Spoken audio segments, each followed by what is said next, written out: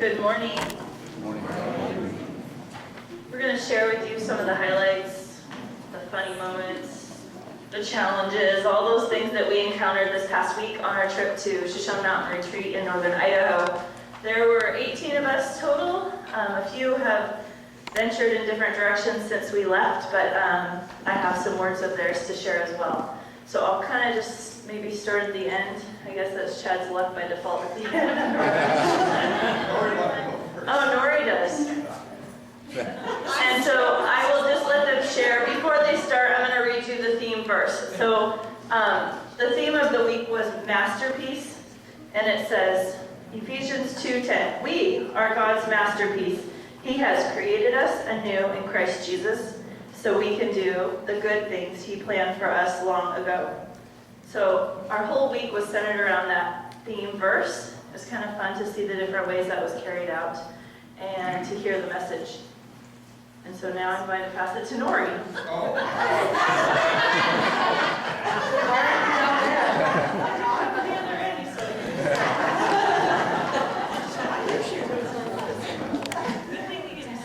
So there was a list of questions that Sarah had asked that the youth had answered. So some of us, I guess, will probably be answering the questions, and some will be sharing. Some of us will probably be doing both. So when you think of our mission trip, what is a snapshot that comes to mind? For me, a group of firefighters rescuing someone from a burning building is what comes to mind. We were hope for those that we serve, and I don't know, it can relate the two kind of exponentially, I feel. So just going to where we were called and being that light for some people. So that was my snapshot that came to my mind.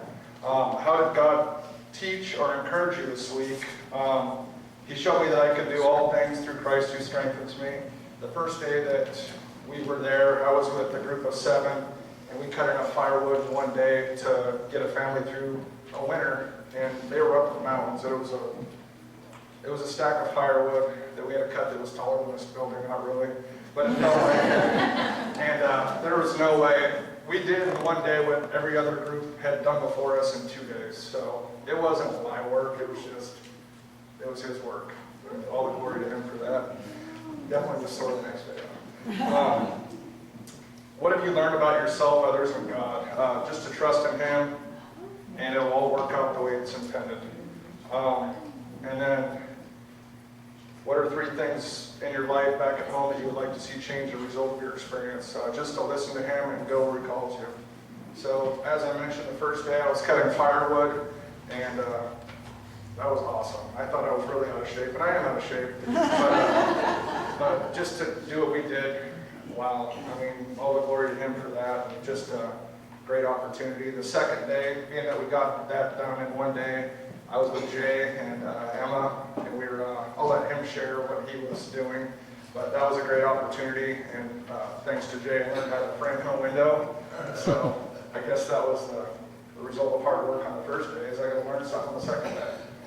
And then the last 2 days, we were in Kellogg, a lady named Mary Fritz, her house, just a wonderful woman, and she's lonely, her kids, no family, she's all by herself, and just the time we were able to spend with her and talk to her, we could just tell, she's really a perfectionist, and there was things we did for her that were awesome, and just her flower garden, we weeded it and did some awesome things, but at the end of the day, we were there just to be somebody to talk to for her.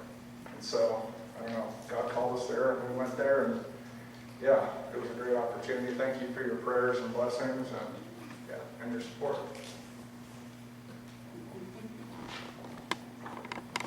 So I really enjoyed this trip. So on the first, I think that's the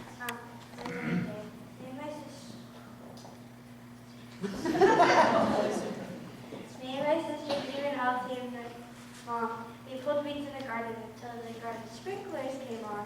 And then on the last day, me and my sister served hot dogs to the day campers that, some of the people here, they were going to help watch the day campers and take care of them and teach them. And so at the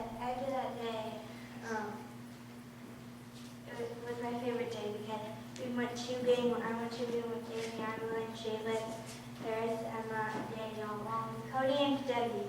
After we came home and go back to camp from tubing, we had delicious pork sandwiches and took a hayride around camp. This trip was a lot of fun, and I encourage everyone to go on this trip next year. Okay, I'm not going to answer the questions as methodically as Chad, but hopefully I'll touch on all of them. So, this year I was painting a house again. That's what I did last year, so I think God's trying to tell me something. I think I'm supposed to open a painting business. But I'm not very good at it, so it won't be a very good painting business. But, and we were in Kellogg, and the kids were great. I was with a group of 4 other youth and then 1 other adult. 2 were from Minnesota, and 2 were from Silverton, Oregon, which is practically my backyard from growing up, so that was kind of cool. But the thing I enjoy the most about camp is, I guess my snapshot of camp would be, as the week goes on, our kids start to mingle more with the other kids, and like on Wednesday or Thursday, I sat down for dinner and I was like, "Where's Ian?" And they were like, "Oh, he's sitting with that other group." And I was like, "Traitor."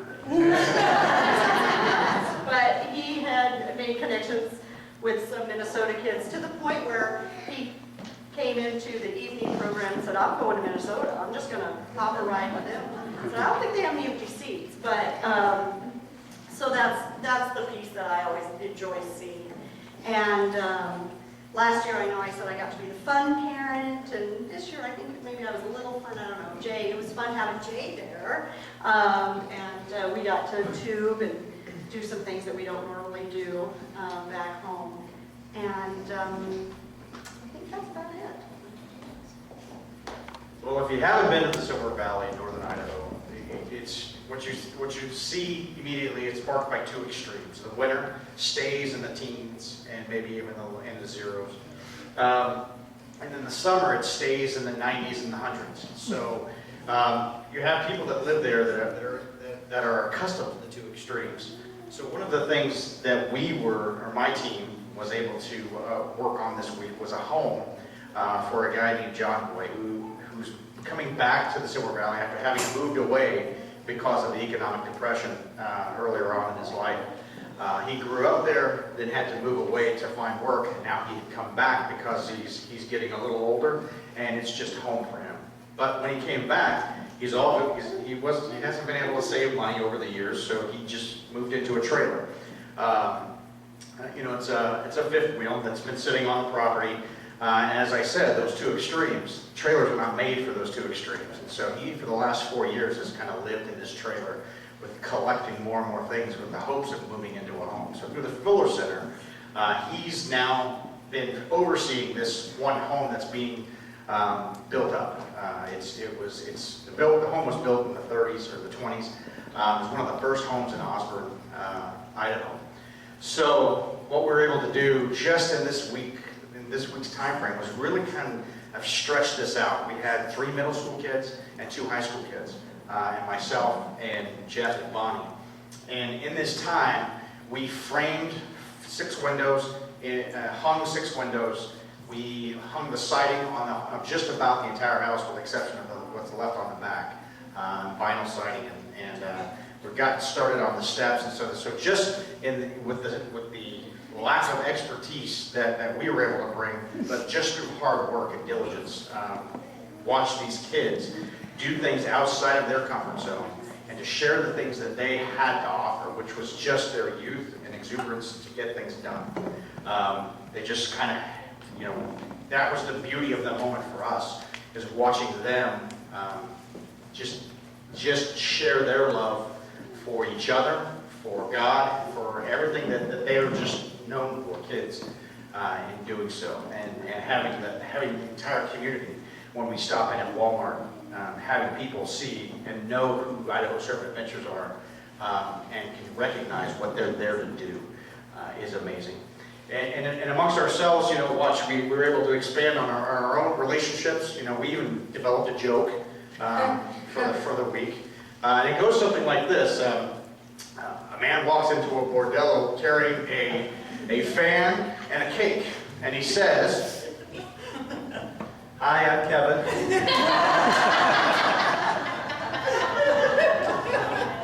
And you'll have to ask Kevin a little bit to explain the joke.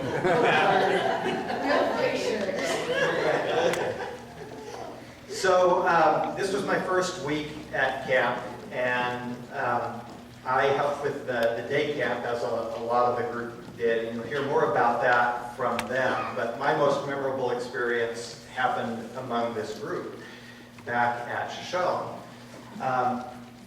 It was my birthday this past week, and at camp they do a lot of different things to celebrate birthdays. You know, they have everybody sing to you and so forth. And at the end of the day, our group always gets together for what's called family time. This was our family this week. And to my surprise, when we sat down in family time, they brought out a cake. So this had taken a lot of planning on the part of everybody there. Now, by way of prefacing this story here, I should say that one of the things that I learned this week is that even when things go wrong, good things can come out of it.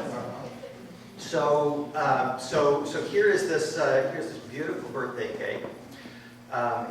Kelly had brought the ingredients. She had carefully put eggs in the cooler to come out and make the cake. Of course, she was out in the field doing all of this work in the heat, and so she had arranged with Sarah to bake the cake and keep it hidden all day, and then in the evening when the family time happened, they brought out this beautiful cake. And of course, you know, we're all sitting in this hot room in this cabin, and it's so hot that I mean, it was just stifling. I mean, we had a couple of box fans that we had brought along, and we propped them up in the windows so that the slightly cooler air from outside could come in. And there wasn't really a good way to do that, you know, so they're kind of balanced precariously there in the windows. And everybody's gathered around the table, and they've got the candles in the cake, and they light the candles, and everybody sings happy birthday. And then, you know, for mood, they turned out the lights so that you have just the candle light. And Jay volunteered to carry the cake around to me so that I could blow out the candles. And everybody's singing happy birthday, and he's carefully bringing the cake around in the dark by the candlelight for me to blow out the candles. And all of a sudden, there's this enormous crash! Everybody stops singing. There's this long pause. And the lights come on. And Jay tripped over the cord of one of those fans. And I look around, and he's standing there with his hands still out, but there's no cake in his hands. And I look down, and there is the cake splattered all over the floor, with the fan on top of it. And then the whole room erupted in the most sustained laughter I have ever heard. And it was marvelous. In 50 years, I have never had a more memorable birthday cake. And if everything had gone according to plan, I would never have remembered this. But this one I will never forget. And he still has the first bite of cake. So yes, got it off the fan. So when you hear members of this group talking about the cake hitting the fan, there's a story behind that. And what I learned is that you can plan, you can prepare, you can have your own plans, you can have marvelous intentions, and everything goes wrong. And yet, God has something even greater in mind for that. And this is a story that none of us will ever forget. One of the things, just to finish off the cake story, for those of you that don't know, I work with Nori. She keeps me out of trouble at work. But Now she'll know when I say the cake has hit the fan. So I worked with a group of teens, 4 teens, and Ian was part of my group. We served there's a man who owns he has an elk farm just off of Interstate 90. For those of you that know that area, as you come down over the pass, when you're coming from Coeur d'Alene, there's a really beautiful little valley there just off the freeway. And so he kind of organized projects. He's had groups all summer and organized projects for his neighbors in that little valley. And one of the things that I loved is that they kind of all take care of each other. And it reminds me of, living in a small town here and how people take care of each other. So the first day we spent some time with his neighbor, Kathy. She had cut her finger very badly earlier this summer, so she hadn't been able to weed in her garden. So we helped uncover her greenhouse from the weeds and some raised beds. The last 3 days, we worked with Dave, the man who owns the elk farm. We chopped wood. Probably the hardest project we did was he has a field that was just full of thistles, and so we cleared thistles. And I think I will have nightmares about thistles for some time to come. But really, what I came out of it with was one thing that Dave shared with us during our devotions, and he talked about how what we hear a lot in the media about this next generation coming is a lot of negative things, and sometimes we think, wow, these guys are going to be taking care of us in our old age, and what's going to happen. But he said, having these kids come really renews his faith in this next generation, and I have to say for myself that's true as well. What amazed me the most about these kids is that these teenagers, they got up about 6 a.m. every morning, had breakfast, cleaned up the camp, and then we took off for town and did these projects. And we were in 90+ degrees weather, and this was a lot of the work that we did was very repetitive and not something that most teens would want to spend their day doing. And I did not have one complaint from those 4 kids. They got out of the car when we got there. They worked hard. I had to tell them, we need to take a break. Mainly I needed to take a break. And they just worked together. They figured out a system. We were very efficient, and it was pretty fantastic to see how these kids worked together and how much we got done. And probably another favorite memory for me was just cutting the wood. And even when I got in my car this morning, I could smell that fresh wood smell. And both of my grandfathers were loggers and worked in a mill, and I remember my grandpa coming home from work and smelling like that fresh wood. So that was really a happy memory for me.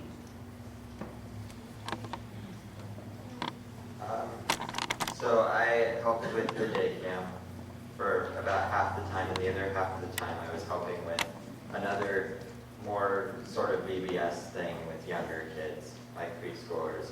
And the preschoolers that was a very good experience for me. I got to work with some amazing kids and also some amazing adults who, they were just great, and they were very nice, and they were very appreciative of our help. And they even gave me a card and a little gift afterwards to show their appreciation, so that was very nice. The other half of the time I was working with the day camp, which was a little stressful, but it was worth it for, to see these kids who, a lot of them, don't have that much, and we went to a water park the last day, and I thought that was really great because, they didn't have to pay at all to go to the water park, and I think a lot of those kids probably wouldn't have been able to afford something like that otherwise. So that was great. So yeah, I don't really have much to say. It was pretty amazing. But it's always fun to go to Shoshone and to help people and to be with my church family. So thank you.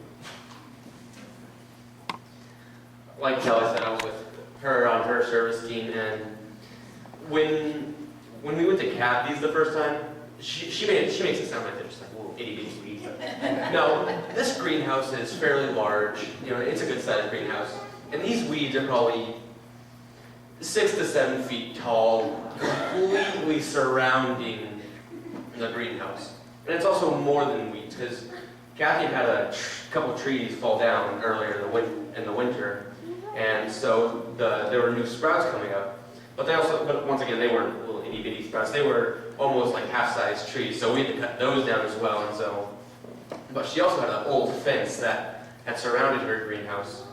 And once again, this wasn't like, a little like itty bitty fence. It was a good sized fence, and all these weeds had grown in between it and had woven in between it, so it wasn't as simple as, just pull it out and we're done. No, we had to clip the fence and, unweed everything. But one of the snapshots from my time there is just walking up to Kathy's garden and, just seeing this forest of weeds, but no greenhouse. And she said, yeah, there's a greenhouse somewhere back there. So during our time, we started unweeding, and then we stepped back and like, hey, there's a greenhouse.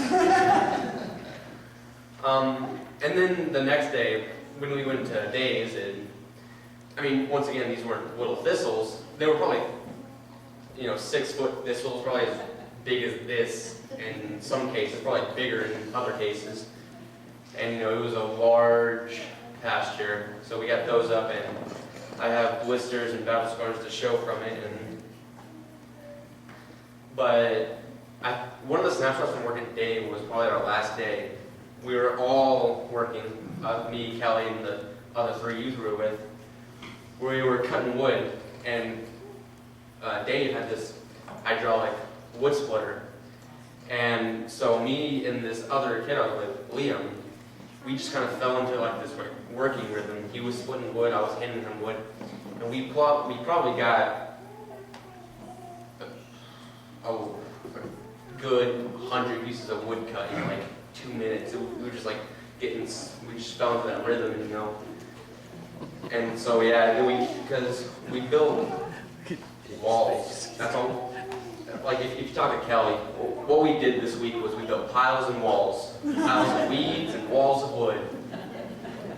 And so that's just something fun to think about. And then, so yeah, another snapshot was, the cake incident. They try to blame me with the fan, but hey, I put it up there perfectly. Someone just had to trip over it. And like Nori said, I made some friends, mostly from Minnesota, but also from Spokane and stuff like that, so I had a good time. Okay, so this week I worked with my father in my group. He was the adult, and that went well. And we had 4 other kids, and as we were working on John Boyd's house, I was putting up siding, and like the first 2 days I was working in the shade, but then the last 2 I was working in the hot sun. I think I got a tan, I don't really know. And but what I really liked about this week was the friendship that I made with people in my group. Because last year, it was my first year, and I thought that all of us would be working together. But we got there, we got split up, and I was really shy. I didn't know what was happening. And so, but this year, all of my people in my group were all in the same age range. And we really got along together like the first day, and that's what I really enjoyed. And a snapshot of memory, probably John Boy's cat. This was a huge cat. and you know, it was like that wide, and it sat in that trailer all day, and the trailer has no air conditioning at all. Just imagine the cat dying in that trailer, and it was so big. And I believe my dad got a picture of him. His name was Bandit, I believe. But the cat was really cute also. So, yeah. Hi. After 2 weeks of yelling at kids, because I also worked in the day camp, I've lost my voice, so I'll try my hardest. So this is my 3rd year going to Shoshone, also my 3rd year working with the kids in day camp. And it's definitely interesting to see how much the day camp, not only the kids grow, but also how the adults learn and change the ways that they teach the day camp. As Daniel had said, it was extremely stressful, but one of the things that I learned about myself this week was that I work really well under pressure. Because anytime that a friend that was working with me in day camp, or a friend that I didn't really know very well and I just met, needed some help, I was just like, okay kids, you guys can stay there, I gotta go that way. There was one girl who was sick one of the last days, and I had left them, my kids, because they were older. I was working with the 7th and 8th graders, and I had 2 kids, but I had to leave them to go help with this other girl because I had known her and she hadn't really known anybody else. But yeah, I think working under pressure and patience, I just learned a lot of patience, which was kind of one of my goals when I had gone to Shoshone this year, because working in VBS directly the week before helped me understand that I needed some more patience. And I had said maybe working with these kids or other kids some more will help me out. My job in day camp was biking. So the first year I taught fishing, the 2nd year I taught arts and crafts and music, and so those are both things that I really enjoyed. This year I'd signed up to work in science and cooking, so I was like, hey, those are different, but I got playing biking. Another thing I learned this week is I don't know how to ride a bike. The first day, I got on the bike, and all of my kids, they were older, so they were all riding around, they were having a lot of fun. They were like, Adeline, get on your bike, and I was just like, you know, I think I can just sit on it. It can roll itself, right? And they were like, no, you gotta pedal. So I tried, and I fell, like 4 times. I have bruises all down my legs, but once I figured out how to ride a bike, I rode for 20 miles the first day. It was a 4-hour ride down through Smelterville and in that general direction towards Cataldo. No, it was Cataldo. We stopped in Cataldo, and it was 2 hours down and 2 hours back. And the entire ride, for the first day, Bill, who was the older gentleman who was actually teaching the biking class, told me the entire history of Smelterville. Because it was a mining town, and no, it was actually really interesting for me, because I was the caboose, because I was slow, and they all made sure I knew that. But no, Bill just sat back with me while the kids rode off. We couldn't even see them half the time, and just told me about this mining town and how they used to have so many people here, and how it used to be so popular, and a lot of people got a lot of money for it. But since all the silver got taken out of the mines, there's barely anybody there anymore. And I was like, why? This place is beautiful. There on our trail, if you looked to either side, there was a river on one side, and then on the other side, there was just these beautiful ruins. Like, that sounds contradictory, but it was just gorgeous, and it was amazing to learn more about nature and more about the world around me, even if I didn't expect to this week. And I think that's one of the final things that I learned this week, something I want to take back from Idaho to my normal walking life, to just kind of focus more on the world around me and the people around me, and God's plan. That kind of ties into the patience. You kind of got to wait to see where you're going and what He has played out for you. So,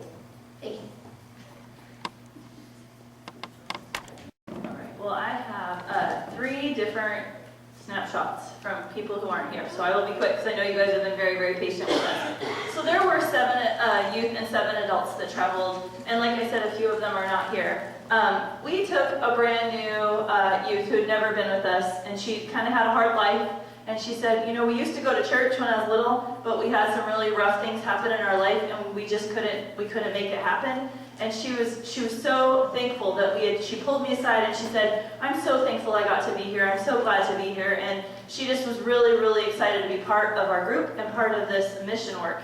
And so she wrote a little something about her snapshot. And her name is Shaylin, and she's actually with her dad. She gets visitation every other weekend, so she couldn't be with us today. So this is what she wrote. She said, I would say one of my snapshots would be the time at the cabin with all the people who made it fun.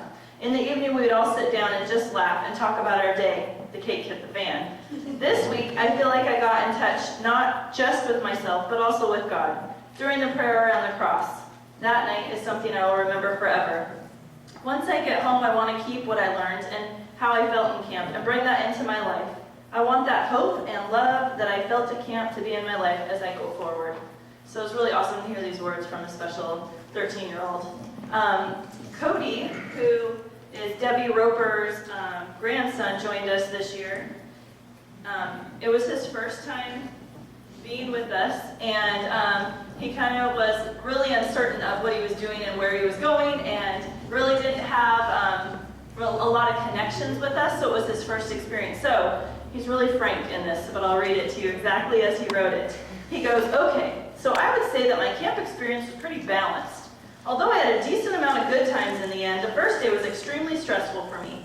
Half of the time I ended up not talking to people. I was extremely lucky to get a small group of kids who were willing to collaborate with the lesson, which enlightened my stress a bit. He was at the day camp and he did science. He did some really cool stuff. I personally am more of an introverted person. I take a bit of time to open up. Most people, though, wanted me to open up immediately, which is, in hindsight, wasn't really their fault. Me, feeling forced to do or say things happened often, making me extremely uncomfortable. But as each day passed, each day got better. I started talking to people there. Most just ignored me. But people at this church, Bethany, started conversations as well. I was beginning to feel appreciated again. Overall, though, it was pretty balanced. Will they come back next year? Maybe. I'm still thinking about it. Cody. If you had a conversation with Cody, you'd get all that sense from him, because I don't think he said maybe 2 words to each of us. He really was a quiet kid, yeah. Debbie Roper also went with us, and she is really just a blessing. She kind of goes with the flow and does where she's needed. And she wrote a little something for me to read as well. She said, first I thank God for this wonderful opportunity to be part of this awesome group. I also want to thank all of you, Bethany Lutheran, for your prayers. We were so blessed to be able to share one cabin as a group. This year I worked with the day camp, and it was such a joy to see all these kids have so much fun. Idaho Servant Adventures provides a fill me up, Lord, with praise and love. Blessings from Debbie Roper. So I just want to say in conclusion, I know you guys have been listening, but we really do thank you all for your prayers and financial support and all the things you've done to be supportive of this group. It takes a village to make this possible. It's not just something that we just giddy up and go without your support and your love. And I know that as a result of this, there were some troubled times, there were some easy times, there's lots of laughs, but we all know that God puts us where He needs us, and I think some of our kids saw that in different lights, that we really truly are part of His masterpiece, and we have to remember that. So, thank you.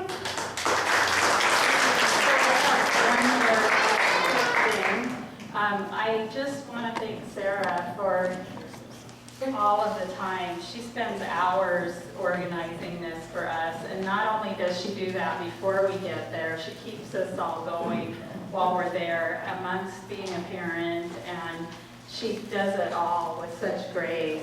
I am just totally impressed.